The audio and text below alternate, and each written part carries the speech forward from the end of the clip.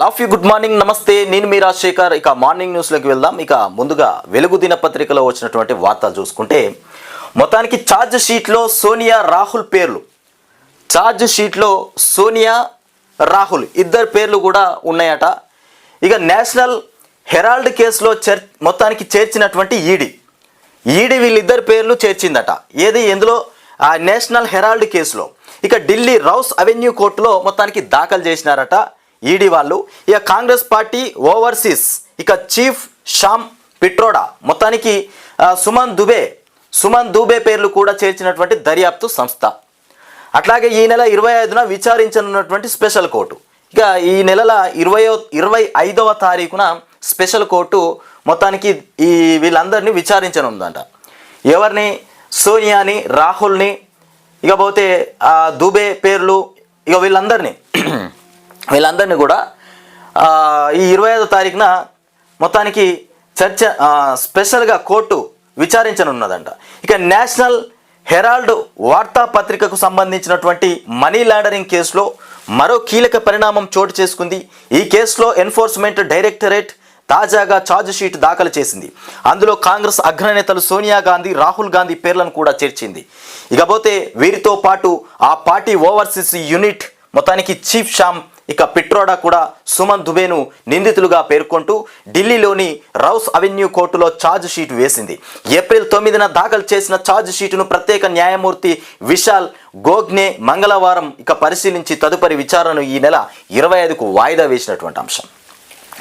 ఇకపోతే మంచి చేస్తున్నాం, ఇక మౌనం వద్దు. రేవంత్ రెడ్డి మంచి చేస్తూ ఉన్నాడట. ఇక మౌనం పట్టించద్దు. మనం ఏం చేయని కేసీఆరే ఇప్పుడు అక్కడ రజతోత్సవ సభ పెడతా ఉన్నాడు కదా. అంటే అధికారంలో లేడు కేసీఆర్, ఇప్పుడు ఏం చేయట్లేదు. ఆయన్నే అంత పెద్ద సభ పెడుతుండు, అంతమంది జనాలు పోతూ ఉన్నారు. మనం గిన్ని చేస్తూ ఉన్నాం, మనం మౌనంగా ఉంటే ఫెయిల్ అయిపోతాం. మనం కూడా సభ పెట్టాలి, డప్పులు కొట్టాలి, బ్యాండ్ బజానా మోగించాలి అంటున్నట్టున్నాడు రేవంత్ రెడ్డి. ముఖ్యమంత్రి అట్లా చెప్తా ఉన్నట్టున్నాడు. ఇక మౌనంగా మంచి చేస్తుండట. ఏడ మంచి చేసిండా? ఎక్కడన్నా మంచి జరిగిందా? మీ ఇంట్లో మంచి జరిగిందా? మీ ఊళ్ళో మంచి జరిగిందా? మీ నియోజకవర్గంలో మంచి జరిగిందా? రాజీవ్ యువ వికాస్ ఉపాధి కోసం లోన్లు ఇస్తామని చెప్పారు. లక్షల కొద్ది జనాలు మొత్తం ఉరికి ఉపాధి రాజీవ్ యువ వికాస్ అప్లై చేసుకున్నారు. కానీ ఆ డబ్బులు ఇస్తాడో ఇయ్యడో కూడా తెలియదు. ఒక్కొక్కరైతే ఆఫీసుల చుట్టూ, మీ సేవల చుట్టూ, కలెక్టరేట్ చుట్టూ చెప్పులు అరగంగా తిరుగుతురు ఇప్పుడే. మరి వాళ్ళకి డబ్బులు వస్తాయో రావో మాత్రం అది దేవునికి ఎరక, ఇక రేవంత్ రెడ్డికే ఎరక. లాస్ట్కి వస్తే గల్లాపెట్ట ఊపి లేవు మీతో మీకు అందరికీ ఇద్దామనుకున్నా కానీ పైసలు లేకుండా అయిపోయినాయి అని ఒక మాట చెప్పిననుకో, అన్నమో గోవింద అయిపోతుంది ఆ కథ. పథకాలు, నిర్ణయాలను జనంలోకి తీసుకెళ్ళండి. ఏం పథకాలయా? ఇదేనా? రాజీవ్ యువ వికాస్, ఉచిత బస్సు, సన్న బియ్యం, 500 గ్యాస్ బుడ్డి, ఇంకేమున్నాయి? ఇక గివే ఉన్నాయి. అయితే ఇక కొత్త అయితే ఏం లేవు. ఈ పథకాలను జనాల్లోకి తీసుకపోకుండా జనాలకు ఆల్రెడీ తెలుసు. అందరు ఇళ్ళల్లో కరెంటు వాడుకుంటారు, ఉచిత కరెంటు వస్తుందని తెలుసు, మహిళలు ఉచిత బస్సు ఎక్కి పోతురు. దాని విషయంలో కూడా వాళ్ళు అలర్ట్గానే ఉన్నారు. ఇక ప్రజల్లోకి కొత్తగా తీసుకెళ్ళి చెప్పాల్సినటువంటి పథకం ఏది ఉన్నది? ఏ పథకం ఉన్నది? ప్రజల్లోకి ప్రత్యేకంగా తీసుకెళ్లే పథకం ఏది ఉన్నదా? ఇక సిఎల్పి మీటింగ్లో పార్టీ నేతలకు సీఎం రేవంత్ రెడ్డి సూచనలు. పార్టీ మీటింగ్లో సిఎల్పి నేతలకు అందరికీ చెప్తాను, ఇక మనం మౌనం పాటించద్దు. రజతోత్సవ సభ కేసీఆర్ పెడుతుండు.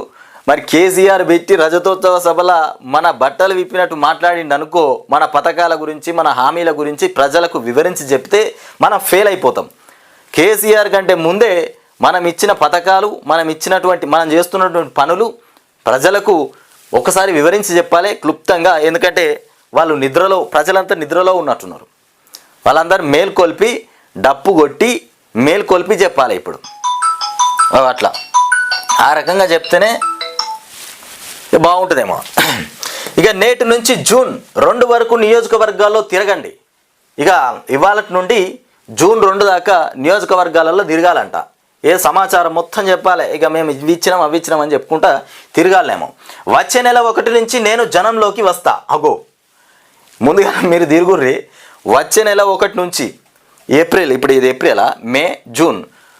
జూన్ 1 నుంచి నేను జనంలోకి వస్తా. వచ్చే నెల 1 నుంచి మే, ఏప్రిల్, మే నుండి రేవంత్ రెడ్డి జనంలోకి వస్తాడు. ఇక నేటి నుంచి, ఇవాళ నుంచి జూన్ 2 వరకు నియోజకవర్గాల్లో మీరంతా తిరగండి. ఇక సోషల్ మీడియాలో దుష్ప్రచారాన్ని తిప్పుకొట్టండి. ఇక ముందుగాల ఇంకొక విషయం ఇక్కడ మంచిగా అర్థం చేసుకోరి. ముందుగాల సిఎల్పి మీటింగ్లో పార్టీ నేతలకు సీఎం చెప్పిండట. ఈ సిఎల్పి మీటింగ్లో పార్టీ నేతలకు రేవంత్ రెడ్డి ఎందుకు చెప్పిండంటే, ఈ పార్టీ నేతలంతా నియోజకవర్గాల్లో తిరగాలి. రేవంత్ రెడ్డి ముందుగాల రాడు. ఎందుకంటే ఆయన ముందు వస్తే తిట్లు ఆయనకు అంటుతాయి. గందుకే ముందుగాల ఈ నాయకులందరినీ పంపిస్తారు అన్నట్టు నియోజకవర్గాల. వీళ్ళందరూ తిరుగుతారు. శబాష్, బాగుంది మీ పాలన, అద్భుతంగా ఉంది, మంచిగా ఉందని పూలు చల్లిరు అనుకో. అప్పుడు వెనకాలకి వెళ్ళి ఈయన జూన్ 2వ తారీఖున, వచ్చే నెల 1వ తారీఖున ఈయన బయటకు వస్తాడు. పుసుక్కన కర్రలు గిట్లా మరినాయి అనుకో, పూలకు బదులు తిట్ల వర్షం కురిసింది అనుకో, తిట్ల పూలు ఉరిసినాయి అనుకో, ఇక రాడిగా. ఇక మీరే తిరుగుర్రి, లేకపోతే బయటకే రాడిగా. ఏదో ఒకటి చెప్పుకుంటారు. ఢిల్లీకి పోవాలన్నా, లేకపోతే ఇంకేదన్నా మీటింగ్ ఉందనో, ఇంకో దగ్గర రాహుల్ గాంధీ ప్రత్యేకమైనటువంటి మీటింగ్ అను ఏదో చెప్పేసి ఆయనతో దాటే ప్రయత్నం చేస్తాడు. అట్లా అందుకే భయానికి ముందుగాల నేతల్ని పంపించి చూస్తున్నట్టు ఎట్లా ఉన్నది ఘాటు మంచిగా ఉంటే బయటకు వస్తాడు, గాలి మంచిగా లేదనుకో వెనకకు పోతాడు. ఇక సోషల్ మీడియాలో దుష్ప్రచారాన్ని తిప్పికొట్టండి. అంటే మీరు కూడా సోషల్ మీడియాలో దుష్ప్రచారాన్ని తిప్పికొట్టండి. ఇక బీజేపీ బీఆర్ఎస్కు ధీటుగా బదులివ్వండి. బీజేపీకి బీఆర్ఎస్కు ఈ రెండింటికి బదులుగా ధీటుగా బదులివ్వండి. కులగణన మోదీ సర్కారుకు మరణ శాసనం. అందుకే తెలంగాణ సర్కారుపై ప్రధాని విమర్శలు. కులగణన మోదీ సర్కారుకు మరణ శాసనం అంట. ఈయన కులగణన చేయంగానే మోదీ సర్కారుకు మొత్తం మరణ శాసనం లెక్క అయిపోయిందంట. అంటే భయం. రేవంత్ రెడ్డి కులగణన చేస్తే మోదీకి భయం పుట్టింది. గందుకే రాహుల్ గాంధీ ఏం చెప్తా ఉన్నాడు, మొన్న ఒకటి పెద్ద బుక్ పట్టుకొచ్చింది, డైరీ. ఈ డైరీలో దేశవ్యాప్తంగా ఉన్న ప్రజలందరికీ కులగణన చేయర్రి. మరి ఆ బుక్కులనే రాయాలన్నట. మరి అందులో ఏమున్నదో ఏమో, మరి వజ్రాయుధం ఉన్నదో మరి అందులో, మరి అందులో పెన్ను అందులోనే పారుతుందో, మరి ఆ బుక్కులో రాయాలంట. పట్టుకొచ్చింది కదా మొన్న. అందుకే తెలంగాణ సర్కారుపై ప్రధాని విమర్శలు. ఇక పార్టీ లైన్ దాటితే ఎవరిని ఉపేక్షించం. మంత్రివర్గ విస్తరణపై ఎవరు మాట్లాడొద్దని వార్నింగ్. ఈ మంత్రివర్గ విస్తరణ ఎమ్మెల్సీ ఎన్నికలు అయిపోగానే ఇస్తా అన్నాడు. ఆశ పెట్టిండు. ఎమ్మెల్సీ ఎన్నికలు అయిపోయినాయి. ఏదో సురుకులు గట్టిగానే తగినట్టున్నాయి. నువ్వు నాకు మంత్రి పదవి ఇస్తావా, ఇయ్యవా, ఇయ్యకపోతే నీ పని చేస్తా అన్నట్టున్నారు ఒక్కొక్కరు. ఇంకొక ముఖ్యమైనటువంటి విషయం ఏంటంటే, అందులో తీన్మార్ మల్లన కూడా పాపం సాటుకు పోయి అడిగినట్టున్నాడు, నాకు కూడా మంత్రి పదవి కావాలని. మంత్రి పదవి ఇవ్వడం కాదరని ఆయన, నిన్ను పార్టీ నుండే వీకెత్తున్నాం అన్నట్టున్నాడు రేవంత్ రెడ్డి. ఆయనంతా నటరాజన్ మీనాక్షి రాగానే పార్టీ నుండి తీసేసారు. తీసేయగానే తీన్మార్ మల్లన్న ఏం చేసిండు, పోయిండు కేసీఆర్ కేటీఆర్ను హరీష్ను ఇద్దరిని కలిసి ఆయన డైరెక్ట్ కలిస్తే ప్రజల్లో వ్యతిరేకత వచ్చేస్తుందేమో అన్నటువంటి ఆలోచనతో బీసీ వర్గీకరణ పైన, బీసీ రిజర్వేషన్ల పైన మీ మద్దతు నాకు కావాలి, మనం అందరం కలిసి ఫైట్ చేద్దాం అని ఈ రకంగా కేటీఆర్ను హరీష్ రావును కలిసిండు. కలవాల్సిన పరిస్థితేనా? గతంలో తీన్మార్ మల్లను జైల్లో పెట్టి 15 రోజులు 20 రోజులు జైల్లో పెట్టి నానా తిప్పలు పెట్టినటువంటి పరిస్థితి. మరి అట్లాంటి సిచ్యువేషన్లో ఇవాళ తీన్మార్ మల్లన్న పోయి కేటీఆర్ను ఇటు హరీష్ రావును కలవాల్సినటువంటి అవసరం ఏమొచ్చింది? గతంలో తీన్మార్ మల్లన్న వాస్తవానికి కేసీఆర్కు దగ్గర పనిచేసినటువంటి వ్యక్తి. ఆడ కూడా అక్కడ ఏమైంది, ఎమ్మెల్సీ టికెట్ ఇవ్వకపోతే పక్కకు పోయిండు, టికెట్ ఇవ్వనందుకు. మళ్ళీ ఇక్కడ మంత్రి పదవి ఇవ్వలేదని అటు దుంకిండు. ఇది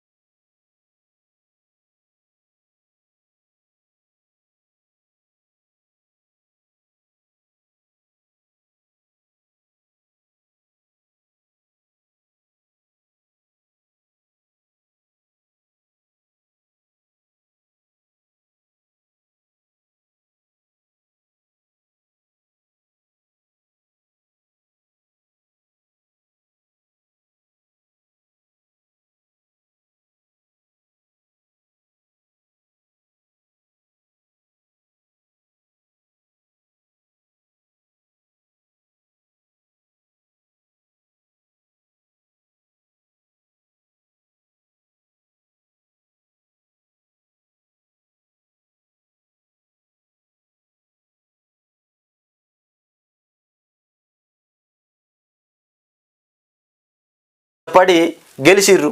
ఈయంత 5 సంవత్సరాలు పాలించేంతి, పాలిస్తేనే అర్థమవుతుంది దొంగోలో లంగోలో అనేది. మధ్యలోనే బీకేస్తే ఏమర్థమవుతుంది? 5 సంవత్సరాలు పాలిస్తే ప్రజలకు అర్థమైపోతుంది, వచ్చేటికి ఓట్లు మరి ఇటేయాలన్నా అటేయాలన్నా అర్థమవుతుంది. మధ్యలో తీసేస్తే మళ్ళీ ఆగమైన. ఇక తెలంగాణలో సింగిల్గానే పోటీ చేసి అధికారంలోకి వస్తాం, సింగిల్గా పోటీ చేసి అధికారంలోకి వస్తారట. ఉమ్మడి ఖమ్మం, నల్గొండ, వరంగల్ జిల్లాలపై ఫోకస్ పెడతాం, హైదరాబాద్ లోకల్ బాడీ ఎమ్మెల్సీ ఎన్నికల్లో గెలుస్తాం, ఇక రాజాసింగ్ సమస్య ఇంటర్నేషనల్గా పరిష్కరించుకుంటామని కూడా వెల్లడి. రాజాసింగ్ సమస్యను. ఇకపోతే శిశువు కిడ్నాప్ అయిన హాస్పిటల్ లైసెన్స్ రద్దు. శిశువు కిడ్నాప్ అయితే ఒకవేళ శిశువు గిట్ల ఏ హాస్పిటల్లోనైనా ఆ హాస్పిటల్లో ఏదైనా శిశువు కిడ్నాప్ అయిందనుకో ఆ హాస్పిటల్ లైసెన్స్ రద్దు చేస్తారంట. తెలంగాణ సహా అన్ని రాష్ట్రాలకు సుప్రీంకోర్టు మార్గదర్శకాలు. తెలంగాణతో పాటుగా దేశంలో ఉన్నటువంటి అన్ని రాష్ట్రాలకు కూడా సుప్రీంకోర్టు ఇచ్చినటువంటి గైడ్లైన్స్. ఇక దేశవ్యాప్తంగా చైల్డ్ ట్రాఫికింగ్ మొత్తానికి కేసుల్లో విచారణ స్థితి ఇక తెలపాలని కూడా హైకోర్టుకు ఆదేశం. అవసరమైతే రోజువారీ విచారణ జరిపి 6 నెలల్లో కేసులు పూర్తి చేయాలని కూడా తీర్పు. ఆదేశాల అమలులో ఇక అలసత్వం ప్రదర్శిస్తే కోర్టు ధిక్కరణ కూడా ఎదుర్కొంటారని కూడా హెచ్చరిక. ఇది అంశం. ఇక ప్రజల 12 ఏండ్ల కల సాకారం అయిపోయిందట. క్యాతనపల్లి రైల్వే బ్రిడ్జిని ప్రారంభించినటువంటి ఎమ్మెల్యే వివేక్, ఎంపీ వంశీకృష్ణ నిధులు మంజూరు చేసిన గత బీఆర్ఎస్ సర్కార్ పట్టించుకోలేదు. నిధులు గత బీఆర్ఎస్ సర్కార్ హయాంలోనే నిధులు వచ్చినాయట, అప్పుడు పట్టించుకోలేదట. ఇప్పుడు కాంగ్రెస్ వాళ్ళు పట్టించుకుంటుర్రేమో. ఇక మేము గెలిచిన వెంటనే ఏడాదిలో పూర్తి చేయాలని టార్గెట్ పెట్టుకున్నాం, అనుకున్న టైంలో పూర్తి చేసేందుకు ఆనందంగా ఉందని కూడా వెళ్ళాడు. ఇక్కడ విషయం ఏంటంటే ప్రజల 12 ఏండ్ల కల సాకారం. ఇంకొక విషయం ఏంటంటే వీళ్ళు పనులు చేయడానికి కూడా ఎందుకు ముందుకు వస్తారో నేను చెప్తా. ప్రతి ఎమ్మెల్యే డబ్బా మొత్తం గల్లపెట్టే ఖాళీ అయిపోయింది. ఎన్నికల్లో కోట్లు మరిచ్చిరు, అన్నీ ఖాళీ అయిపోయినాయి. మళ్ళీ వీటిని నింపుకోవాలంటే ఖచ్చితంగా పని తెచ్చుకోవాలి. వద్దురా నాయన ఈ పని చేయకుర్రా అన్నా కానీ వాళ్ళు ఉరికురికి దానికి కావాలంటే మేస్త్రీలు దొరకపోతే వాళ్ళే తాపి పట్టుకొని కూడా చేస్తారు. ఎమ్మెల్యేలు ఇటుకే వాళ్ళే పెడతారు, తాపే కూడా వాళ్ళే పడతారు, నీళ్లు కూడా వాళ్ళే కొడతారు. బిల్లు కావాలి, పైసలు లేవు. ఎన్నికల్లో పైసలన్నీ పెట్టినాం, ఇంకా 3 సంవత్సరాలు ఉన్నది.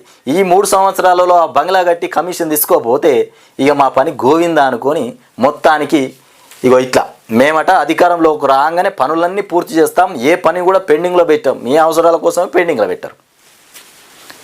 ఇక భూ రికార్డుల్లో తప్పుల సవరణకు ఏడాది ఛాన్స్. భూ రికార్డుల్లో తప్పుల సవరణకు ఏడాది ఛాన్స్ అట. ఏడాదిలోగా భూ రికార్డులో ఉన్నటువంటి తప్పులన్నీ క్లియర్ చేస్తారట. అయితే భూభారతి తీసుకొచ్చి ఈ భూభారతిని మళ్ళీ వీళ్ళకి అర్థం కావాలి. తహసీల్దార్కు, ఆర్టీఓకు, కలెక్టర్లకు ఈ భూభారతి పోర్టల్ ఇది అర్థం కావాలి. అక్కడ ఉన్న వాళ్ళందరికీ ఆప్షన్స్ అన్నీ చేంజ్ కదా, ఇది అర్థం కావడానికి సంవత్సరం పట్టుతుంది. మొత్తం తప్పులన్నీ క్లియర్ చేయడానికి సంవత్సరం పడుతుందంట. ఏప్రిల్ 2026 ఏప్రిల్ 13 వరకు అప్లికేషన్లకు అవకాశం. భూభారతి రూల్స్ రిలీజ్ చేసినటువంటి సర్కార్ ఇక కోర్టుల చుట్టూ తిరగనక్కర్లేదు. ఇక అప్పీళ్లకు అవకాశం. త్వరలోనే ట్రిబ్యునల్ల ఏర్పాటు. కలెక్టర్, ఆర్డీఓలకు సవరణ అధికారాలు, పేర్లు విస్తరణం, ఇక భూమి రకం తదితర అంశాల్లో తప్పులను కూడా సరిదిద్దుకునేందుకు ఛాన్స్. ఇక భూ రికార్డులో ఎలాంటి మార్పులు లేవు. ఇక ధరణి డేటాతోనే మొత్తానికి భూభారతి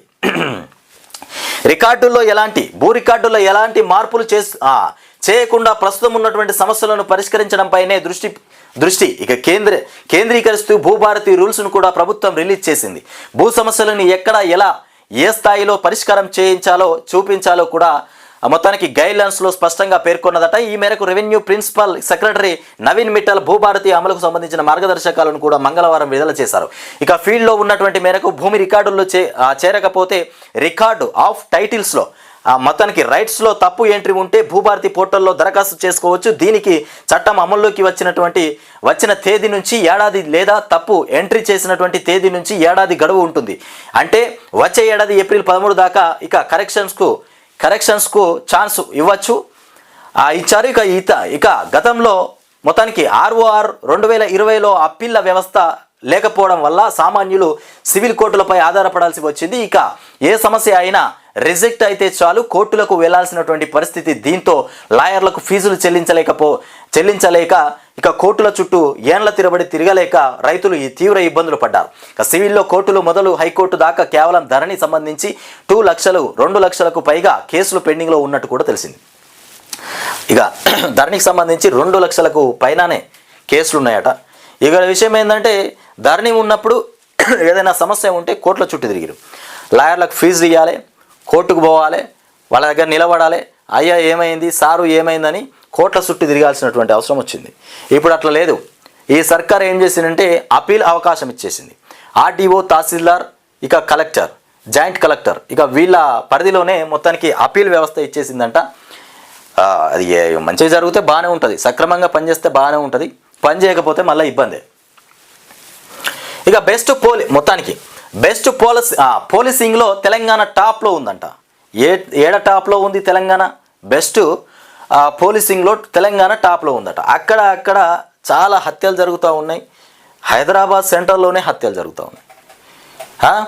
రైల్వే అత్యాచారాలు జరుగుతున్నాయి, ట్రైన్ బోగీలో అత్యాచారం, ఎక్కడ పడితే అక్కడ మొత్తం దౌర్జన్యాలు జరుగుతూ ఉన్నాయి. మళ్ళీ పోలీసింగ్ చాలా టాప్లో ఉందంట. బెస్ట్ పోలీసింగ్ అనేది తెలంగాణలోని టాప్లో ఉందంట. తెలంగాణ టాప్లో ఉందట. ఇక స్టేట్ పోలీస్ శాఖకు నెంబర్ 1 ర్యాంక్ అట. రాష్ట్రంలో మహిళా పోలీసులు 8.7%, మహిళా అధికారులు 7.6%, 6.44 పాయింట్లతో మొత్తానికి రెండో స్థానంలో ఏపీ పోలీస్ ఉందట. ఇండియా జస్టిస్ రిపోర్టు 2025 ర్యాంకింగ్స్ విడుదలనంట. ఇకపోతే తమిళనాడు హక్కుల స్వయం ప్రతిపత్తి కోసం హై లెవెల్ కమిటీ, మొత్తానికి తమిళనాడు హక్కుల స్వయం ప్రతిపత్తి కోసం హై లెవెల్ కమిటీ అంట. ఇకపోతే రాష్ట్ర అసెంబ్లీలో ప్రకటించిన సీఎం స్టాలిన్, ఈయన పేరు స్టాలిన్, ఈయన తమిళనాడుకు సంబంధించినటువంటి సీఎం, ఈయన స్టాలిన్. ఈయన పని మరి ఎట్లా చేస్తుండో ఏమో. Supreme court retired judge justice Kurian, మొత్తానికి జోసెఫ్ నేతృత్వంలో ఏర్పాటు. రాష్ట్రాల హక్కులను కూడా కేంద్రం హరిస్తోంది. హక్కుల పరిరక్షణ కేంద్రంతో సంబంధాల మెరుగుదలకి కమిటీ. రాష్ట్ర జాబితా నుంచో ఉమ్మడి జాబితాలతో చర్చించిన వాటిని వెనక్కి ఇవ్వాలని కూడా డిమాండ్ చేస్తూ ఉన్నారట. ఏందో అవన్నీ. ఇక తమిళనాడుకు సంబంధించి మా రాష్ట్రం గురించే మాకు నెత్తి ఖరాబ్ అయిపోతూ ఉన్నది. తమిళనాడు గురించి మేమే చదువుతట్టున్నాం. ఇక తమిళనాడు గురించి ఇక చెప్పాల్సిన అవసరం లేదు. రేవంత్ రెడ్డి పాలననే అద్భుతంగా ఉన్నది. ఇక పక్క రాష్ట్రం గురించి మాకు అవసరం లేదు. ఎందుకంటే కాంగ్రెస్ దేశవ్యాప్తంగా కాంగ్రెస్ ప్రతి రాష్ట్రంలో పాగా వేయాలని ఆలోచన చేస్తూ ఉన్నది. కానీ రేవంత్ రెడ్డి మాటలు, రేవంత్ రెడ్డి చేతలు చూసి ప్రతి రాష్ట్రం కూడా వెనక్కిపోతూ ఉన్నది. కానీ రాహుల్ గాంధీకి అర్థం కావట్లే. రాహుల్ గాంధీ ఏమనుకుంటుండంటే ముంగట మంచిగా బ్రహ్మాండంగా పోతూ ఉన్నాడు రేవంత్ రెడ్డి, ఎడ్ల బండి నడవాలంటే మంచి ఎద్దులు ఉండాలి. మరి రేవంత్ రెడ్డి కూడా మంచి బ్రహ్మాండంగా నడుస్తుండు, ఎడ్ల బండిని బ్రహ్మాండంగా నూక్కపోతుండని రాహుల్ గాంధీ అనుకుంటుండు. కానీ అక్కడ ఈ నూక్కపోతలేడు ఎడ్ల బండిని, ఉన్న చక్రాలు కూడా కొట్టే ప్రయత్నం చేస్తాడు రేవంత్ రెడ్డి. ఏ రాష్ట్రంలో కూడా కాంగ్రెస్ వచ్చే పరిస్థితి లేదు ఇక ముందు.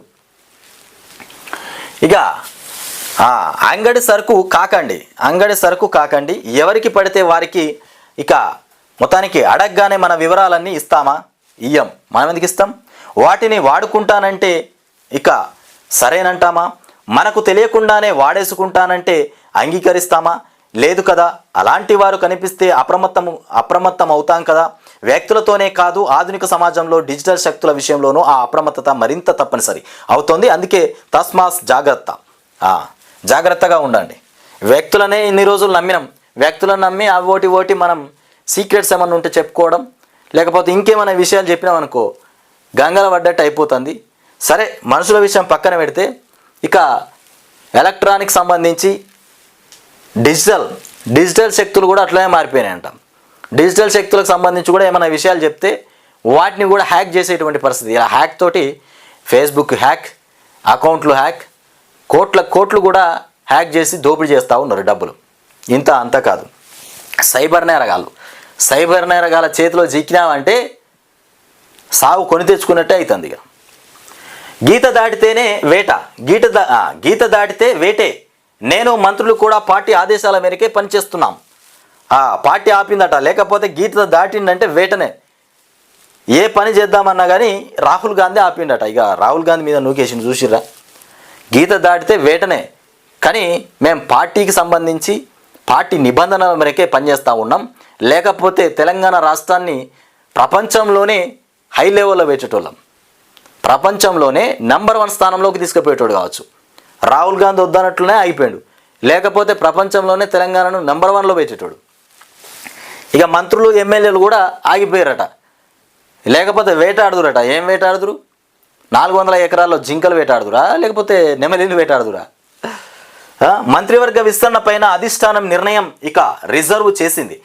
మొత్తానికి జూన్ 2 వరకు విస్తృతంగా గ్రామాల్లో తిరగాలి. మే 1 నుంచి జూన్ 2 వరకు నియోజకవర్గాల్లో పర్యటిస్తా. కంచగచ్చిబౌలి భూములపైన భారాస భాజపా ఏకమై ఇక దుష్ప్రచారాలు చేస్తూ ఉన్నాయి. వచ్చే నెల నుంచి కొత్త ఉద్యోగాల భర్తీకి నోటిఫికేషన్లు. సిఎల్పి సమావేశంలో సీఎం రేవంత్ రెడ్డి వచ్చే నెల నుంచి కొత్త ఉద్యోగాల నోటిఫికేషన్లట. టీజీపీఎస్సికి సంబంధించి అసలు ఎన్ని ఖాళీలు ఉన్నాయి నాయన చెప్పురంటే చెప్తానే లేదట ప్రభుత్వం. మరి నోటిఫికేషన్లు ఎట్లా ఇస్తారు? నేషనల్ పెట్టుబడులే లక్ష్యంగా జపాన్కు సీఎం. ఆ జపాన్కి ఎందుకు పోతుండంటే పెట్టుబడులు తేవడానికి పోతా ఉన్నాడట రేవంత్ రెడ్డి. ఇక అన్ని తిరిగి వచ్చిండు, అక్కడ ఇక్కడ అన్ని చోట్ల నుండి పెట్టుబడులు గట్టిగానే వచ్చినాయి. ఇక జపాన్ నుండి కూడా తీసుకురావడానికి పోతాడు. మొత్తానికి 22 వరకు రేవంత్ రెడ్డి బృందం పర్యటన. రాష్ట్రానికి పెట్టుబడుల సాధన లక్ష్యంగా ముఖ్యమంత్రి రేవంత్ రెడ్డి జపాన్ దేశంలో పర్యటించనున్నారు. ఇందుకోసం మంగళవారం రాత్రి హైదరాబాద్ నుంచి బెంగళూరు మీదుగా జపాన్ పర్యటనకు కూడా బయలుదేరి వెళ్లారు. ఈ నేపథ్యంలో టీజీఐఐసి మొత్తానికి ఎండి విష్ణువర్ధన్ రెడ్డి ఇప్పటికే జపాన్కు చేరుకున్నారు. ఐటీ పరిశ్రమల శాఖ మంత్రి దుద్దిల్ల శ్రీధర్ బాబు కూడా పోతాడా మరే? ఇక విచారణ తర్వాతే వారసత్వ హక్కు బదిలీ గడువు. మొత్తానికి గడువు 30 రోజులు. ఆలోపు పూర్తి కాకపోతే మ్యూటేషన్ అయినట్టే లెక్క. ఇక కీలక అధికారాలన్నీ ఆర్డీఓ కలెక్టర్లకే. ఇక్కడ విషయం ఏంటంటే విచారణ తర్వాతే వారసత్వ హక్కు బదిలీ చేస్తారట. ముందుగాల విచారణ చేస్తారంట. ఏది భూభారతి పోర్టల్ సంబంధించి ఏదైనా భూ బదిలీ చేయాలంటే విచారణ తర్వాతే వారసత్వ హక్కు బదిలీ. గడువు 30 రోజులు ఇస్తారట. ఆలోపు పూర్తి కాకపోతే మ్యూటేషన్ అయినట్టే లెక్క. గడువు ఇచ్చేలోపు ఏమైనా సమస్యలు ఉంటే మనం చెప్పుకోవాలి. ఒకవేళ ఎలాంటి ఫిర్యాదు రాకపోతే ఆలోపు పూర్తి కాకపోతే మ్యూటేషన్ అయినట్టే లెక్క. ఇక కీలక అధికారాలని ఆర్డీఓ కలెక్టర్లకే. ఇక ఆర్ఓఆర్ 2020 ధరణి చట్టాల స్థానంలో అమల్లోకి భూభారతి. ఇక గెజిట్ నోటిఫికేషన్ వెలువరించినటువంటి రెవెన్యూ శాఖ అని చెప్తా ఉన్నారు. ఇంకొకటి ఏంటంటే మెమోల పైన స్పష్టత వచ్చాకే 10వ తరగతి ఫలితాలు. మెమోల పైన స్పష్టత వచ్చిన తర్వాతనే 10వ తరగతి ఫలితాలంట. ఇక గ్రేడింగ్ విధానం కొనసాగించాలంటున్నటువంటి ప్రైవేటు పాఠశాలల యాజమాన్యులు. గ్రేడింగ్ విధానమే కొనసాగించాలని ప్రైవేటు పాఠశాలలకు సంబంధించినటువంటి యాజమాన్యం అడుగుతూ ఉందంట. ఈ క్లాసులు ముద్రించాలని సర్కారుకు అధికారుల ప్రతిపాదనలు. మొత్తానికి ప్రభుత్వ నిర్ణయం కోసం ఎదురుచూపులు. రాష్ట్రంలో 10వ తరగతిలో గ్రేడింగ్ విధానాన్ని తొలగించి మార్కులు ఇస్తామని ప్రభుత్వం జీవో జారీ చేసినా మెమోల ముద్రణ ఎలా ఉండాలన్న దానిపై స్పష్టత రాలేదు. ఇక అది తేలితేనే ఫలితాలు విడుదల చేయాల్సి ఉంటుంది. జవాబు పత్రాల మూల్యాంకనం మొత్తానికి మంగళవారంలో ముగిసింది. ఈ మొత్తానికి నెలాఖరు నాటికి ఫలితాలు వెలువడాల్సి ఉంది. ఈ నెలాఖరులోగా ఫలితాలు వస్తాయంట. ఇక దీంతో మెమోల పైన సర్కార్ నిర్ణయం కోసం ప్రభుత్వం చూస్తూ ఉన్నట్టున్నది. ఇకపోతే దాహం తీరేదెలా? ఇది ఎక్కడన్నాయా? పెరుగుతున్న నీటి ఎద్దడి అంతంతగానే మిషన్ భగీరథ నీళ్లు ట్యాంకర్లు మొత్తానికి చెలమలపైనే ఆధారం. ఇది మహబూబాబాద్, ఆసిఫాబాద్, కామారెడ్డి ఈ చోట్ల నీళ్లు మొత్తం డ్రమ్ములు పెట్టిరు బయట. వచ్చింది మళ్ళా కాంగ్రెస్ ప్రభుత్వం వచ్చింది, డ్రమ్ముల ప్రభుత్వం బయటకు వచ్చింది. రోడ్ ఎక్కినాయి డ్రమ్ములు నీళ్లు లేక. కాంగ్రెస్ వస్తే కర్వే. కాంగ్రెస్ బారాసాలకు బిగ్ బాస్ ఓవైసీ అని అంట. కాంగ్రెస్కు బీఆర్ఎస్కు బారాసాలకు 2 కూడా బిగ్ బాస్ ఓవైసీ అంట. ఇకపోతే ముందు వానలు గట్టిగానే ఉన్నాయని చెప్తా ఉన్నారు.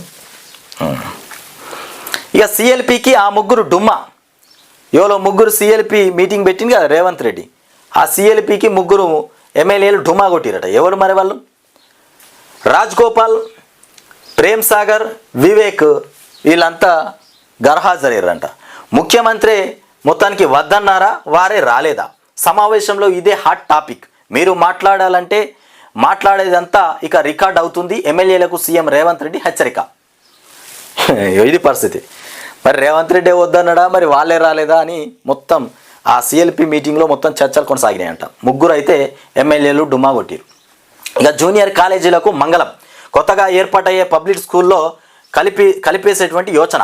సర్కారుకు సిఫారసు చేసిన తెలంగాణ విద్యా కమిషన్ ప్రతి మండలంలో 3 పాఠశాలల ఏర్పాటుకు ప్రతిపాదన. ఇక సిఫారసును వ్యతిరేకిస్తున్న అధ్యాపక సంఘాలు.